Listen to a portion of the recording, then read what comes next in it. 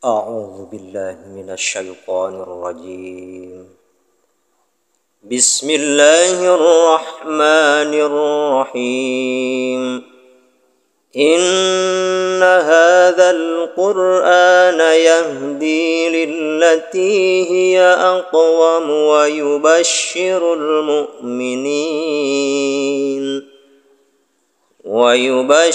المؤمنين الذين يعملون الصالحات أن لهم أجرا كبيرا. Sesungguhnya Al-Quran ini memberikan petunjuk kepada jalan yang lebih lurus dan memberi kabar gembira kepada orang-orang yang beriman yang mengerjakan amal soleh, bahwa bagi mereka ada pahala atau kebaikan yang besar. Quran Surah Al-Isra ayat yang ke-9. Assalamualaikum warahmatullahi wabarakatuh. Alhamdulillahirabbil alamin. Segala puja dan puji hanya milik Allah Subhanahu wa taala yang maha dekat, maha mendengar apapun yang terucap dari mulut kita ataupun hati kita. Allah yang maha tahu apa yang kita pikirkan, tiap lirikan mata kita dan tiap-tiap langkah kita tak luput dari pandangan Allah. Tak ada yang tersembunyi secuil pun rahasia kita di hadapan Allah. Bahkan sebelum niat dan sebelum sesuatu hal kita lakukan, Allah pun sudah tahu. Hal ini menandakan bahwa kita tak akan pernah lepas dari kudrat dan iradatnya Allah Subhanahu wa taala. Agar apa? Agar kita menyadari dengan hati dan pikiran kita sepenuhnya, agar selalu berhati-hati dalam setiap ucapan dan juga langkah kita. Semua yang kita lakukan tercatat dan tak akan ada yang meleset. Tak akan pernah tertukar. Segala amal kebaikan akan kembali kepada pembuatnya, dan segala amal keburukan akan kembali kepada pelakunya, dan kita akan memikul apa yang kita perbuat. Asyhadu an la ilaha illallah wa asyhadu anna Muhammadar Rasulullah. Allahumma salli ala Sayyidina Muhammad wa ala ali Sayyidina Muhammad.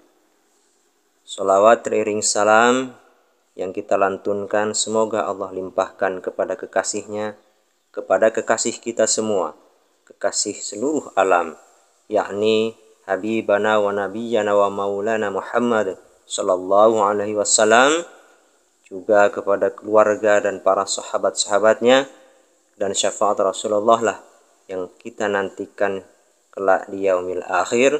Amin ya rabbal alamin. Sahabat belajar ngaji yang dirahmati Allah, kita berbincang-bincang kembali. Ketika kita berbicara tentang hidayah, tentu tak akan terlepas dari peran Allah Subhanahu wa taala dalam menggerakkan hati, jiwa, dan juga pikiran seorang manusia. Dan kita harus meyakini bahwa hidayah itu mutlak dan haknya Allah Subhanahu wa taala. Tak ada satu makhluk pun yang diberikan mandat oleh Allah Subhanahu wa taala untuk memberikan hidayah kepada yang lainnya. Termasuk Nabi Muhammad sallallahu alaihi wasallam tidak diberikan oleh Allah untuk memberikan hidayah kepada umatnya. Kita mungkin pernah mendengar bahwa paman beliau Abu Thalib yang hingga akhir hayatnya masih belum juga memeluk Islam. Bahkan ketika Rasulullah Shallallahu Alaihi Wasallam dalam sujudnya menangis, meminta agar Allah membukakan pintu hidayahnya untuk pamannya Abu Thalib ini. Lalu Allah menegurnya. Ada dalam surah Al-Qasas ayat yang ke-56. Bismillahirrahmanirrahim. Innaka la tahdi man ahbabtu walakinnallaha yahdi may yasha wa huwa a'lamu bil muhtadin. Sesungguhnya kamu tidak akan dapat memberi petunjuk kepada orang yang kamu kasihi, wahai Muhammad, tetapi Allah memberi petunjuk kepada orang yang dikehendakinya, dan Allah lebih mengetahui orang-orang yang mau menerima petunjuk. Al-Qasas 56. Hal ini menandakan bahwa hanya hati orang-orang yang ikhlaslah yang senantiasa membersihkan hati dari sifat hasad, iri, dengki, takabur atau sombong, ujub dan riya, atau ini disebut dengan penyakit hati, yang akan dibukakan pintu hidayah oleh Allah Subhanahu wa taala. Rasulullah Shallallahu alaihi wasallam hanya diberikan mandat oleh Allah sebagai risalah atau pembawa ajaran Allah untuk menunjukkan kepada umat manusia tentang akhlak dan juga tentang tuntunan ibadah-ibadah lainnya. Jadi kesimpulannya, Nabi hanya menunjukkan kepada kita yang mana yang baik dan mana yang salah. Ini jalan benar dan ini jalan yang salah. Dan setelah itu, Allah lah yang berkuasa apakah yang diberikan petunjuk itu dibukakan hidayah Allah atau tidak. Jadi, antara menunjukkan dan membimbing atau menuntun itu maknanya berbeda. Jika Rasulullah Shallallahu alaihi wasallam menunjukkan jalan yang lurus atau shiratal mustaqim, maka hanya Allah jualah yang akan membimbing atau menuntun kita kepada jalan yang diridhoinya. Maka sahabat belajar ngaji yang dirahmati Allah, yuk kita memaknai ihdinas shiratal mustaqim. Ini kan permohonan kita. Kita maknai ihdinas shiratal mustaqim ini sebagai bimbinglah atau tuntunlah kami kepada jalan yang lurus. Dalam bahasa memang ihdinas shiratal mustaqim ini tunjukkanlah kami kepada jalan yang lurus. Tapi ditunjukkan saja dengan mohon dibimbing oleh Allah itu lebih dekat, atau kita merasa lebih dekat dengan Allah itu dengan dibimbing oleh Allah. Nih kita coba ambil satu contoh yang sederhana saja. Ketika kita menyuruh anak kita untuk ke warung nih untuk membeli sesuatu ya, kebetulan warungnya di seberang jalan, ramai pula kendaraannya. Nah kira-kira si anak ini akan merasa tenang nggak nih saat menyeberang? Sedangkan dia dibiarkan saja sendirian oleh kita. Bahkan kemungkinan-kemungkinan buruk akan terjadi. Bisa saja si anak tidak akan sampai ke warung karena hanya kita cuma menunjukkannya saja.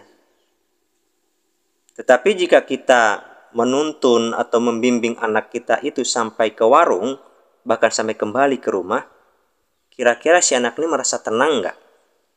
Pasti merasa tenang. Karena dia merasa percaya nih, ada yang lebih besar dari dia untuk melindunginya, merasa amanlah dia, dan pastinya tidak akan tersesat nih si anak ini. Nah, si anak kecil inilah pada hakikatnya adalah kita. Kita makhluk yang tak ada daya upaya tanpa kehendak Allah Subhanahu wa taala. Jangankan berjalan, untuk bernafas pun kita masih sangat tergantung kepada yang empunyanya kita, Sang Khalik Allah Subhanahu wa taala. Jika kita hanya meminta petunjuk saja, ihdinas shiratal mustaqim, hanya meminta petunjuk saja, bisa ada kemungkinan dalam perjalanan hidup kita suatu saat akan tersesat karena banyaknya ujian ataupun cobaan yang kita hadapi. Maka pada saat memohon kepada Allah, satukan hati dan pikiran kita memohon ihdinas shiratal mustaqim ini agar perjalanan hidup yang kita jalani ini senantiasa dibimbing oleh Allah Subhanahu wa taala. Tidak sedikit manusia yang mendapatkan petunjuk akan tetapi masih suka memandang rendah orang lain. Petunjuk itu bisa berupa ilmu pengetahuan, baik pengetahuan dunia ataupun agama. Lalu, kenapa masih saja merasa dirinya paling benar, saling menghujat, bahkan tak segan menyatakan bahwa orang lain yang tak sepaham dengan dia itu sesat, kafir, dan ahli neraka. Padahal masih satu akidah, yaitu agama Islam. Mungkinkah hanya petunjuk saja yang dia dapat, tanpa adanya hidayah atau bimbingan dari Allah Subhanahu wa taala? Wallahu a'lam bishawab. Sahabat belajar ngaji yang dirahmati Allah, Mohon maaf atas segala kekurangan dan khilaf. Astaghfirullahaladzim. Wassalamualaikum warahmatullahi wabarakatuh.